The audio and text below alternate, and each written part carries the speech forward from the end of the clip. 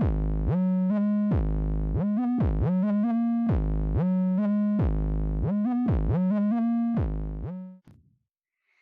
right, all right, all right. Another edition of Chainlink Sports. This is easily the biggest guest I've had so far, and maybe even the biggest I will have, because this guy's an all-star. This guy's a World Series champion, and we'll dive more into that World Series because you were a part of a very special World Series. But we got Angels second baseman Tommy La Stella, another local legend I'm talking to from my area. So Tommy has spent his career with the Braves, Cubs, and now the Angels. And Tommy really came into his own in 2019. He had a career in 2019, made the All-Star team. And Tommy, thanks for coming on. And how you doing? Good, brother. Thanks for having me. Looking forward to it. No problem.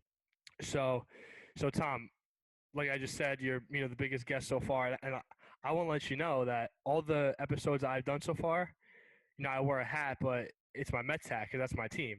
Okay. Now I'll be honest with you, I didn't buy this for you. I bought it, a couple weeks ago, but you're on the Angels, so I was like, I gotta show this guy a little love. So you are a special guest, all right? So don't think I'm just messing with you here. I appreciate it up a little bit. The sweet retro look too. Yeah, I love it. All right, right into questions. So to my knowledge, when you were in high school, you weren't necessarily like one of like the top prospects, like a whole bunch of people, like knocking down your door, trying to recruit you. And then you ended up going to St. John's first. Didn't really like it there, and they ended up going to Coastal.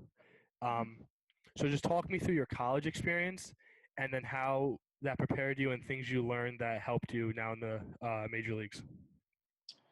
Yeah, it was like you said, it was kind of a roundabout path for me with high school recruiting and then college. I went to St. John's and quite honestly was just looking for a better opportunity. A spot where I could get a little bit more exposure for the draft coming up. That was obviously my goal, was to be drafted in a position that would, put me in a good spot for one of these organizations. Was it more like playing time at St. John's, or was it like the coaching staff, or like what exactly was it? It was a little bit of everything. I mean, I think I would have been in line for some good playing time over the following 2 years. But, honestly, a lot of the guys on my own teammates were kind of encouraging me that, like, hey, man, if you got an opportunity to go somewhere else, a bigger school, and get more exposure, like, you should probably look into that. So I appreciated their honesty. Didn't have anything to gain by that. And those are still some great friends that I made over there, and keep in touch with those guys. But that was pretty much the main thing, was I wanted to be in a position to be drafted in, hopefully a high round. I ended up in the 8th round, so it wasn't, certainly not top couple rounds, but going to Coastal provided me that opportunity. They had a reputation for developing guys and getting guys drafted, and I actually had to sit out that year that I transferred. That was the first year of the new transfer rule, D1 to D1. You had to sit a year. So I had to wait, but it was definitely worth it. Redshirted that year, and then played 2010, and then drafted in 11. Like I said, in the 8th round to the Braves. And so it was a little bit of a roundabout way, but, no complaints. Ended up working out. Awesome. So you're drafted, you're in the minors, and then eventually you get called up. And I know some guys have like cool stories, like when they get called up, whether it's coaches or teammates telling them. So like, I want to know, what like that was like for you. Like, who told you that you were coming up to major leagues, and how did they present that to you? And then what was your debut like? What was that day like? Yeah, it was pretty cool, man. I was actually in Pawtucket, Rhode Island, with in AAA with the Braves, and the big league team was actually playing down the road in Boston. And I was saying to my dad, I was like, man, that would have been sweet, getting that opportunity to play at Fenway Park. I would have loved to have been called up by then. I kind of had an idea that it would be coming at some point during that year. It was still May. It was early. But like I said, we were right down the road. And I woke up that morning, and we had a team lift at 10 o'clock. And I was getting ready to go, and I was getting a phone call, or I saw a missed call from the AAA manager, Brian Snicker, who's actually the big league manager with the Braves now. Yep. Awesome. And he said, Tommy, it's Snit. Call me back. You left the voicemail. I missed the call. I was like, oh, man, like, I hope lift was not at like 9 o'clock and I missed it. And now I'm going to be fine. So that's what's like going through my mind right now. Like, damn, I'm in trouble. But I called him back, and he was just like, congratulations. you're going up, you're going to the big leagues, and you'll meet the team down the road in Boston. And, so I was like, man, I totally blindsided by it, but hung up with him.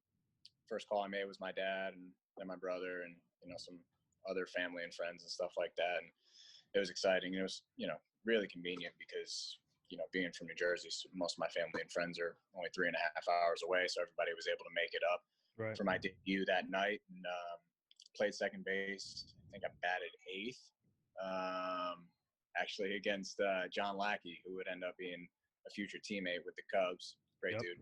And got my first career hit off Lack, base hit up the middle, and he promptly stared me down the whole way down the first baseline. I gave him some stuff about that when I saw him, but yeah, good dude, and it was a fun opening night. Awesome. Yep. So then, like you said, you ended up on the Cubs with Lackey, and then when you were traded from the Cubs, what was going on through your mind when you were traded? Obviously it's your first time moving to a different team, so just tell me what that experience was like. I was definitely nervous in the beginning. Going from being an everyday guy in Atlanta my rookie year, which is, it's not a common thing for a rookie to come up, play every day. I was very fortunate the situation that I stepped into there. And I was kind of looking at the Cubs situation as they're an up-and-coming team. They have a ton of young talent, but more than that, they had a ton of young talent up the middle. So I was kind of unsure of how that was going to work out. I missed most of my first year with the Cubs. I was hurt for a few months. I had a couple of oblique injuries, but made it back, played okay, and then just kind of settled into that role as like the bat off the bench over the next few years. And I love my time there. It was special. It was a special group of people over there. I learned a lot. Still keep in touch with a lot of those guys, so it worked out well. Awesome. So like you said, Cubs were like young, up and coming team, and then 2015, you guys kind of broke out. Sorry that my Mets had to beat you in that series, but sorry. No big deal. we have to win sometimes, but then 2016, that was obviously the year you guys won it all. But in Game 7 of the World Series, there was the rain delay, and not that I watch every single World Series, but like I don't think I've ever seen a rain delay in a Game 7 of World Series, and I just thought that was pretty crazy. And I want to know, one, what was said in the clubhouse during the rain delay while you guys were waiting to get back in the field, and then what is it like in the moment and kind of looking back to be a part of that team that broke the curse with the Cubs? It was special, man. That was an incredibly special group of people, top to bottom. From the older guys, the veterans, the leaders, to the younger players who all had career years and everybody pulling for each other. It was, we kind of knew right out of the gate that it had the makings of something special. And then, that rain delay, it was crazy. Everything from when Davis hits that home run to, going underneath, and, we all gathered in the little weight room there just underneath the dugout, and Jason Hayward took the lead, and just saying that it was our game. No matter what had happened, it had happened. But, we didn't come this far, to lose, and we weren't going to lose, and that everybody needed to be with that and on the same page, that Right. This was our game. And you could feel it. It was, everybody was feeling that way. It was just that, thank God Jason had the courage enough to put words to it, because, something that we all needed to hear in that moment. And we went out and ended up putting up, I think it was a couple runs or whatever it ended up being. But, yeah, we took it, and the rest is history. Right. And I'm kind of surprised that Hayward was the guy to like step up, and like I don't know, Hayward, at all, but like that was his first year with the team, I'm pretty sure, or like first 2 years with the team. And like, maybe a guy like Rizzo who's kind of been there, in the system, or maybe like a guy like Ross who's coaching there now. So like that, it kind of surprised me that like Hayward was the one who kind of stepped up. Was that like the same feeling from you almost? Not as much. I mean, if you know Jason, he's a lead by example guy. He's not necessarily a vocal leader in that sense, but it felt very natural, him stepping up and bringing us all together and saying that he's I remember even when I played with Jason in Atlanta, Okay. and Brian McCann, I rehabbed with him a little bit in 2013, and he was like, when you get up there, he's like, watch Jason, watch what he does. Consummate professional. If you ever need to take a lead from somebody, he's the guy. So it made perfect sense to me that he would be the guy in that moment to bring us all back together. Right. Thank God he did. Gotcha. So last question. You're with the Braves, then the Cubs, and now you're with the Angels. So transitioning over to the Angels, what was that like, that transition, and then kind of like really come into your own, making the All-Star team, career year, and then now you're surrounded around guys like Trout, Pujols, Otani. So what's it like being around guys like that? Like future Hall of Famers. This guy pitches and hits. Like, what's that experience like being around those dudes? Yeah, it's been incredible, man. Getting to be a part of this organization has been amazing. Top-notch people all the way throughout. Now we got Joe Madden here as a manager too, Yeah, which that's right. I'm looking forward to. But yeah, being around guys like Mike and Shohei and Albert is like, it's special. Just to even be in their BP groups and watch the way they go about their work.